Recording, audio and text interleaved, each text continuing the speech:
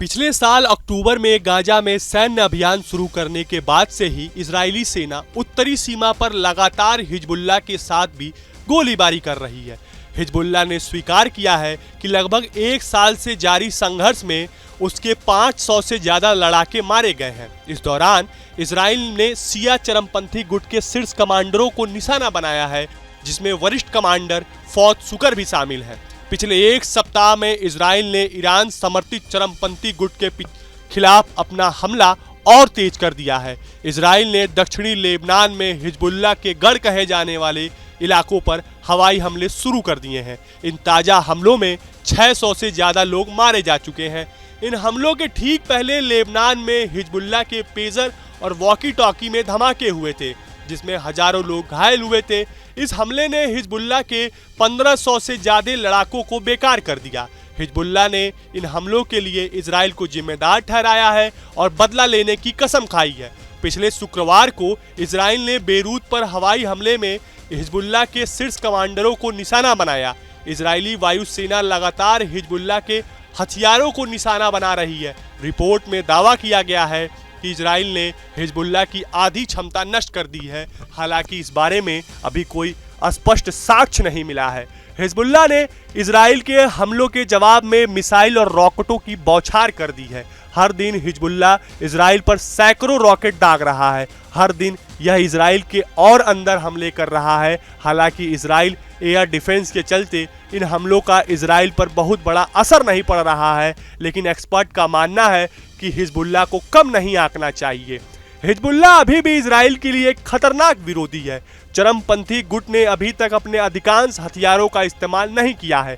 अगर इजरायली सेना लेबनान में जमीनी अभियान शुरू करती है तो उसके लिए यह गाजा जैसा बिल्कुल नहीं होगा। इजरायली सेना प्रमुख ने हर्जी हवेली ने बुधवार को संकेत दिया है कि इजराइल लेबनान में जमीनी अभियान शुरू कर सकता है। इसके पहले साल 2006 में इजरायली सेना ने लेबनान में घुसकर हिजबुल्लाह के खिलाफ सैन्य अभियान चलाया था। उस समय हिजबुल्लाह को भारी नुकसान हुआ था और उसे अपना सारा जोर सैन्य ताकत बढ़ाने में लगा दिया था। इजरायली वायुसेना के पूर्व कमांडर ब्रिगेडियर जनरल हैमीविट्ज कहते हैं कि इन 18 सालों में हिजबुल्लाह लेबनान में पेड़ नहीं लगा रहा था, ना ही घर बना रहा था, बल्कि वो अपनी सैन्य ताकत को बढ़ा रहा था। उन्होंने आगे कहा कि हिजबुल्लाह ने खुद को एक सेना बना लिया है। दुनिया में बहुत सारे निजी सैन्य समूह हैं, लेकिन उनमें से किसी के पास हिजबुल्लाह जैसी सैन्य क्षमता नहीं है। हिजबुल्लाह ने इन वर्षों में अपनी रॉकेट और मिसाइल क्षमता में भारी विस्तार किया है। पिछले साल अक्टूबर में युद्ध शुरू होने से पहले आईडीएफ के आधिकारिक आकलन के अनुसार हिजबुल्लाह के पास करीब 2 लाख से अधिक रॉकेट, मोटार और मिसाइलें थी। Centre for strategic and international studies की मार्च की रिपोर्ट की माने तो हिजबुल्लाह के पास वर्तमान में 40 से 80 हजार की संख्या में कम दूरी के अनगाइडेड रॉकेट हैं, जिनकी रेंज 20 किलोमीटर तक है। 60 से 80 हजार लंबी दूरी के रॉकेट हैं, जिनकी रेंज 10 किलोमीटर तक है। हिजबुल्लाह के पास बैलिस्टिक मिसाइल भी हैं। यह समूह इजराइल के काफी अंदर तक मार करने की क्षमता देता है।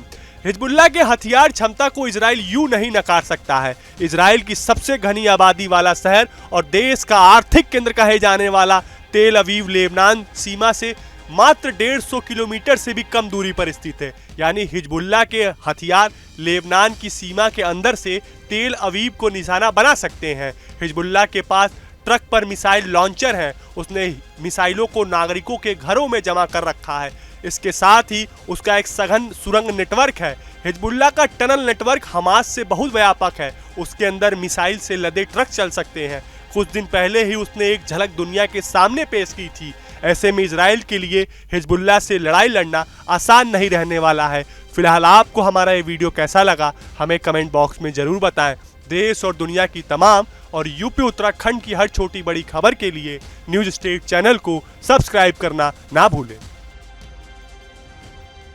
न्यूज नेशन अब व्हाट्सएप पर खबरों के ताजा अपडेट के लिए न्यूज नेशन के इस क्यूआर कोड को स्कैन करें।